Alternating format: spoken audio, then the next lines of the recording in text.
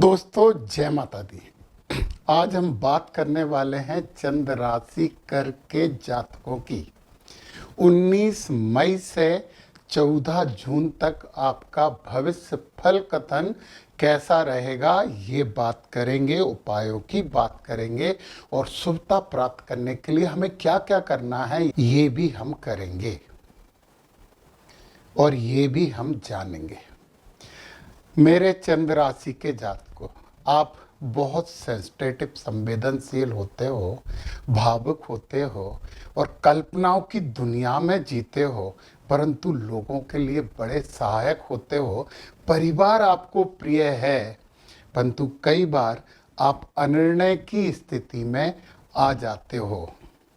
तो चलिए हम भविष्य फल कथन में मुख्य मुद्दा जो रखने वाले हैं वो है सुख, आनंद, धन और लाभ। परंतु बात तो पूरी होगी। तो सबसे पहले आपके ये लग्न की बात करें। यहाँ पर मंगल नीच के होके बैठे हो, आप शांत तो होते हो, मंगल नीच के हैं तो ये थोड़ी सी शांति में कमी करेंगे, थोड़े से उत्साह में कमी करेंगे और अनिर्णय की स्थिति में आपको भेजेंगे। थोड़े क्रोधी भी हो जाओगे, चिढ़ आने लगेगी बात बात पे आपको। हम इनसे बचेंगे। कैसे बचेंगे? हम हनुमान चालीसा का पाठ करना प्रारंभ कर देंगे। हनुमान मंदिर जाकर घी का दीपक लगाना शुरू कर देंगे जब भी हमें मौका मिलेगा तब। अब हम आते हैं आपके दूसरे भाव को और ये है आपका धन का भाव। इसकी तो हमें बात करनी है।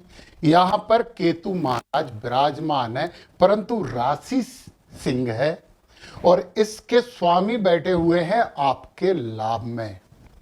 तो लाभ होने से तो आपको कोई नहीं रोक सकता।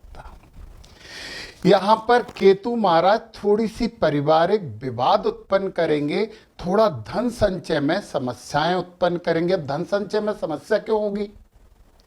आप खर्च करोगे, क्योंकि सूर्य महाराज इस घर के स्वामी हैं, वो तो लाभ दे ही रहे हैं ना, तो खर्च करोगे। अच्छी बात है, लाभ होगा तो खर्च करने में कोई बुरी बात नहीं है। आत्मा के कारक होते हैं सूर्य, और केतु महाराज जब आत्मा पे प्रभाव डालेंगे तो थोड़ा सा अलगाव का भाव आपके मन में आ जाएगा। और पता है, कई बार आपको जो है ही नहीं उससे भी भय प्राप्त होगा, मतलब आप अज्ञात भय के शिकार हो जाओगे। पर धन तो आएगा, भले ही बैंक बैलेंस आपका बहुत नहीं बढ़े, ये बैंक बैलेंस का भाव है। वाणी आपकी अच्छी होगी, ओजपूर्ण होगी, परंतु कई बार आप जो बात कोई सामने वाला कर रहा है ना, उस बात को काटने की कोशिश करोगे केतु महाराज के कारण। तो हमें इससे बचना है ना। तो फिर हमें क्या करना चाहिए? हमें गणेश जी की आराधना करनी चाहिए। ओम गम गणपते नमः का जप प्रारंभ करना चाहिए और अपने घर के ऊपर एक झंडा जरूर आप लगा लें। केतु ध्वज के कारक होते हैं और कुत्ते वगैरह यदि आपके आसपास कहीं हैं तो उन्हें कुछ ना कुछ खाने पीने की चीजें देते रहें। विश्वास रखिए, केतु आपका कुछ भी नहीं बिगाड़ेंगे, परंतु हमें कर्मों में तो थोड़ा सा सुधार करना होगा ना। तो धन आएगा और वो संग्रहित हो जाए, इसके लिए आप केतु महाराज की आराधना करिए और सूर्य भगवान को भी मना लीजिए ना। सुबह सुबह उठकर सूर्य महाराज को जल चढ़ाना प्रारंभ कर दीजिए। ये पराक्रम भाव है, ठीक है। यहाँ के मालिक बुध हैं, कर्म में बैठे हैं तो बुद्धिमत्तापूर्ण पराक्रम होंगे। अब हम आ जाते हैं सुख भाव में, जो हमारा दूसरा मेन मुद्दा था। सुख कितना है? यहाँ पे सुख के कारक बैठे हुए हैं 7 नंबर तुला राशि। यहाँ शनि के साथ अच्छे संबंध बना के बैठे और सुख प्रदाता है शुक्र, तो सुखी तो आप रहोगे, सुखी तो आपको रहना ही रहना है। यहाँ पे शुक्रवार के दिन सफेद कपड़े पहन लीजिए, चावल वगैरह गरीबों को दान कर दीजिए, बड़ी शुभता प्राप्त होगी और सुख प्राप्त होगा। अब हम आ जाते हैं आनंद वाले भाव में। अब आप बोलोगे कि सर सुखी रहते हैं तो आनंद आता नहीं। सुखी रहना अलग चीज है, आनंद आना, मन प्रफुल्लित हो जाना अलग चीज है। और इसके स्वामी यहाँ पे बैठे हुए हैं आपकी लग्न में नीच के होके। हनुमान चालीसा आप कर ही रहे हो, तो आनंद मिलेगा। करना ही चाहिए आपको हनुमान चालीसा, ताकि अच्छे भाव आपके दिमाग में आते रहे और आप आनंद महसूस कर पाओ। चलिए, ये तो गुरु महाराज का घर है, रोग रिपु ऋण वाला है, और गुरु महाराज आपके यहाँ पे बैठे हुए हैं, अपने घर को देख भी रहे हैं, तो शत्रुओं से मुक्त करेंगे, रिपु भी आपके कम कर देंगे। कोशिश करिए कि उधार लेने से बच जाए। अब हम यहाँ पे पार्टनर के भाव में आ जाते हैं। शनि महाराज हैं, भाग्य में बैठे, पार्टनर से भाग्य है और भाग्य ही पार्टनर है। तो जीवन साथी या पार्टनर, इनसे अच्छे संबंध रखिए, इन पे चिड़िए मत, इनसे खुश होकर बात करिए। सेवा कर सकते हैं, इनका कुछ सहायता कर सकते हैं तो करिए, तो अच्छा होगा। ये है आपका अष्टम भाव, यहाँ पे राहु महाराज बैठे हैं। तो राहु महाराज जब यहाँ बैठते हैं तो एक बात इतने ध्यान से सुनना होगा आपको कि ये आपके लिए सबसे इंपॉर्टेंट है कि आप इस अवस्था में, इस कंडीशन में जो बोलोगे वो सच हो जाएगा।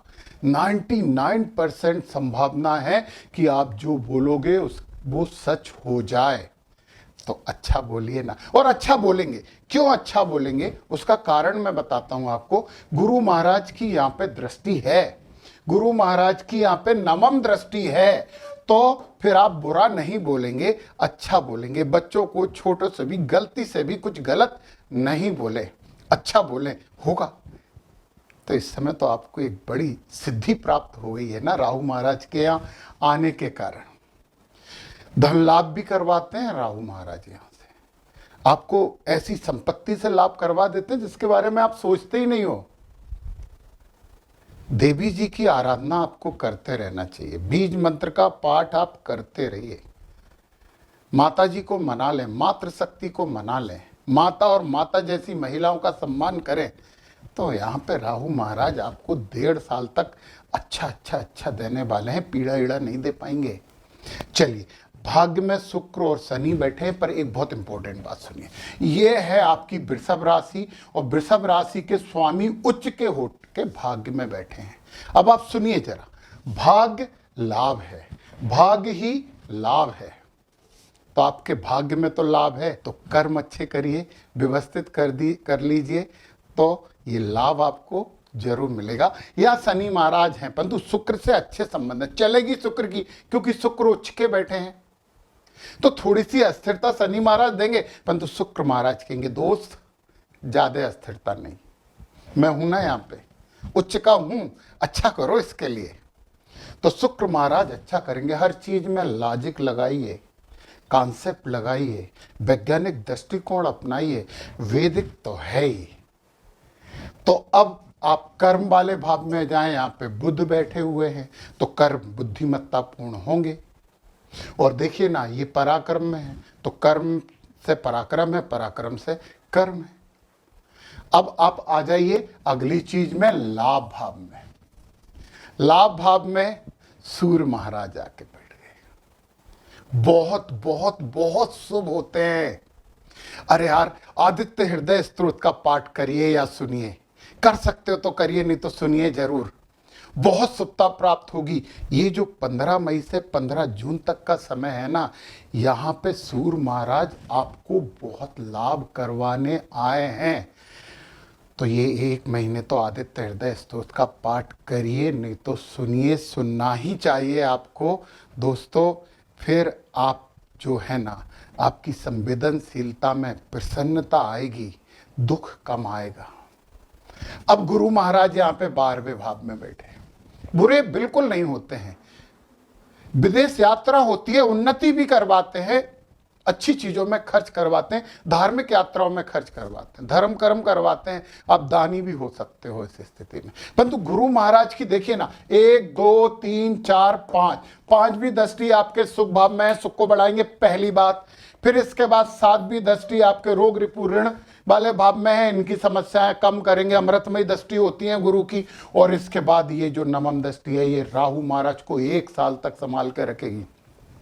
आप बोलोगे कि बीच में गुरु अतिचारी होकर अगले घर में चले जाएंगे, जाने दो ना, आपके लग्न में आएंगे। और गुरु अतिचारी होने का मतलब है जल्दी जल्दी अच्छी चीजें देना, जल्दी जल्दी किताबें देना, जल्दी जल्दी ज्ञान देना, पूर्णता में कमी आती है। थोड़ी सी शांति व्यवस्था रखिए, अच्छा होगा और अच्छा ही होगा। तो गुरु महाराज की दृष्टि से राहु भी संभल गया। देखिए देखिए आपको कौन कौन से ग्रह अच्छा देने वाले हैं। आपको सूर्य महाराज बहुत शुभ हैं, सूर्य महाराज को मनाना बहुत जरूरी है। गुरु महाराज शुभ हैं, गुरु महाराज को मनाने की बात तो मैंने की नहीं। आप पीली चीजों का गुरुवार के दिन दान कीजिए। अरे छोड़ो यार, केवल केले लेके है ना कुछ बच्चों को बांट दो, छोटे छोटे बच्चों को खिलाओ, बड़ा शुभ होगा। यदि आप पीली दाल, सोना वगैरह दान कर सकते हैं तो बहुत अच्छी बात है, परंतु केले भी दान करने से आपको शुभता होगी। गुरु आपके अच्छे हैं। मंगल यहां से निकल के आ जाएंगे 6 जून को आपके पराक्रम भाव में, तो बहुत अच्छे हो जाएंगे। 6 जून तक की बात है, 6 जून के बाद तो मंगल भी आपके लिए बहुत अच्छे हो जाएंगे। तो आनंद की बात है ये। केतु महाराज ठीक ठीक है। फिर वहां पे यदि हम चंद्र की बात करें, ये 2.25 दिन एक राशि में रहते हैं, तो इनकी बात हम जनरली करते नहीं है। इतनी जानकारी तो आपको भी होगी कि चंद्र कहाँ शुभ होते हैं, कहाँ थोड़ी सी गड़बड़ करते हैं। उतार चढ़ाव थोड़े बहुत होते हैं। अच्छी जगह आएंगे तो बहुत अच्छा फल देंगे, बुरी जगह आएंगे थोड़ी समस्या देंगे। शंकर जी का ओम नमः शिवाय का जब करते रहिए। शुक्र आपके लिए बहुत अच्छे हैं। शनि थोड़ी सी समस्या है, परंतु शुक्र महाराज ने शनि महाराज की समस्याओं को तो लगभग खत्म ही कर दिया है। और फिर बुध कमाल है। बुध महाराज देखिए ना, 23 तारीख को आपके लाभ भाव में आ जाएंगे, बुद्धादित्य योग बना देंगे। लाभ भाव में आके बुद्धादित्य योग बना देंगे और शुभ है। और फिर 6 जून के बाद आप यहाँ आ जाएंगे, 12वें भाव में भी बुध बुरे नहीं होते, गुरु के साथ हो जाएंगे तो और ही अच्छी बात है। तो सब कुछ शुभ है, सब कुछ अच्छा है। जुट जाइए कर्म में, संवेदनशीलता को थोड़ा सा कम करिए और अच्छा और बहुत अच्छा प्राप्त करिए। जय माता दी।